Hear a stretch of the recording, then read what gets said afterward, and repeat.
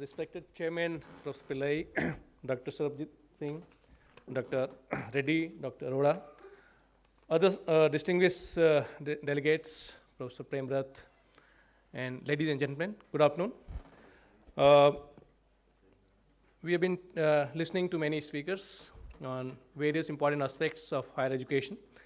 I would like to focus on another aspects which, of course, some part of that has been discussed, but I have some ideas which I would like to share my views, and we have also done some work at MDI on that point. As we all know that India is progressing very fast. As we know, more than 7% of our GDP growth, although China is much faster, more than 11%. But there are very important facts which we must also understand that if you see some of the developed countries, the investment on R&D is, let's say, if you see Japan invests about 2.7% of its GDP on R&D. US spend about 2.6% of their GDP on research and development. China spends about 1.3% of their GDP on research and development.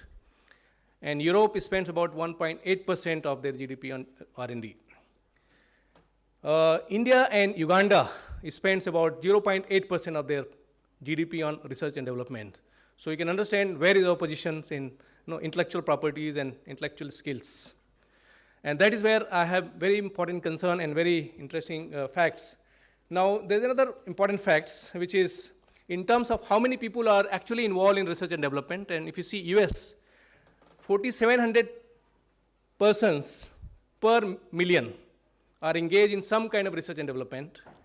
And in India, we have about 156 per million. So you can understand the percentage of our manpower. And same time, we're talking about becoming a superpower in next 10 years in terms of global economy. And I have serious doubts whether we'll be able to really do that. Now, apart from that, if you see that the investment which happens in R&D by the public sector, so in India, 80% of the fund on R&D are coming from the public sector, the government, and only 20% is coming from the industry. Whereas in US, it is just reverse. About 80% funds come from private sectors, and only 20% from the government sector.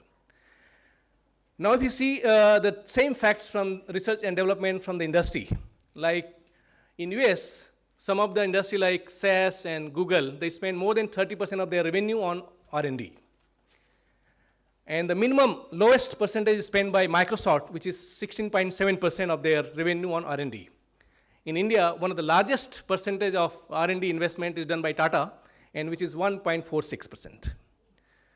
So we have some alarming facts and figures, which I am sure we all are part of higher education, we must feel concerned about.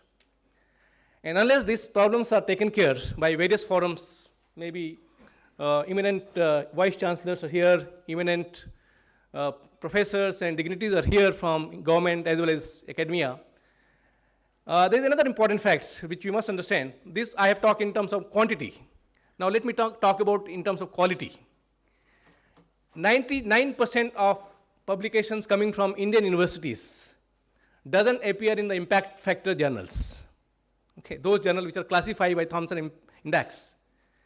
Whereas in US universities, they don't recognize unless it is having a very strong impact factors. Now, we did some research last year at MDI, and we wanted to take leadership and innovations on that. And I'll be happy to share with you that we have currently more than 100 doctoral students enrolled at MDI. We call this a fellow program. And where we have made it mandatory that unless you publish 2 top-class journals in those impact factors classified journals, you cannot be allowed to submit your thesis. And this year itself, we have produced 9 papers in Class A journals, which none of the IIMs have been able to put together, all the IIMs. So if you put effort and put policy in frame, I'm sure everybody has the capability to do it. And you must be knowing that the quality of students in India, if you see most of the institutions like IITs, IIM, MDI, fortunately or unfortunately, are known by its students, the quality of students. Whereas US universities are known by quality of faculty, because each faculty will have a quality of knowledge creations, knowledge diffusions in international, national journals. Whereas students, they buy from all over the world. They don't have enough students to get enrolled in their higher educations. And that's where we are one of the suppliers to their higher education. And we have a very strong potentials where we can develop that equity. But let's also be very, very clear that when you talk about innovations, innovation doesn't happen at the PhD level. We talk research only when we talk about PhD. Research must happen at the school levels.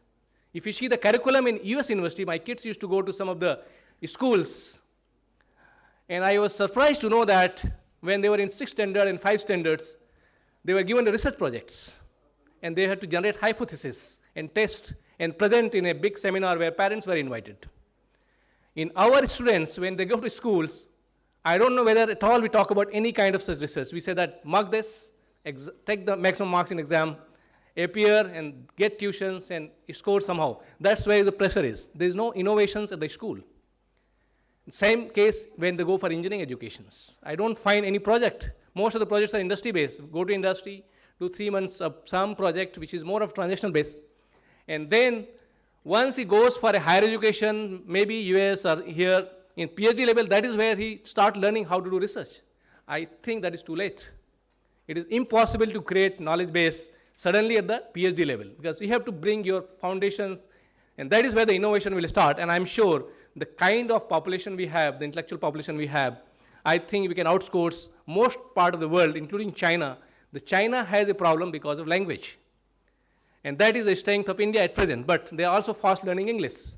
In another 10 years, I'm sure they will overset us in terms of communications.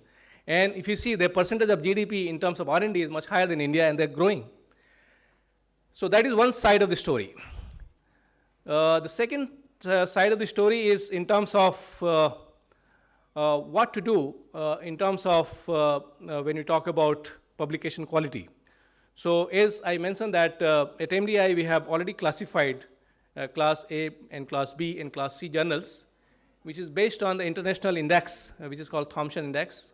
And we have created a policy where it is mandatory that each one of us must publish only in those journals. And only those journals are approved and appreciated, and not other journals. So I'm sure that has to be taken at the national level, that when you're talking about accreditations, the universities and institutions should be accredited based on the knowledge creations and not just based on how you're teaching students. Because unless you create knowledge, I think we're doing a service of broker. We're not doing something on our own. So that is where I think we have to create equity. And we have a great future because we have a strong education base. And as you must be knowing that some of the industry like IT industry have been benefited by your higher education. And also because of no control from government, because IT industry when it started, there was no Ministry of IT. And that's why it suddenly grew big. And today, when industry became so big, there is a Ministry of IT. And I'm sure we have to also think of removing Ministry of HRD, because unless we remove Ministry of HRD, I don't think our education can grow at that level. So that is what I have. Thank you very much.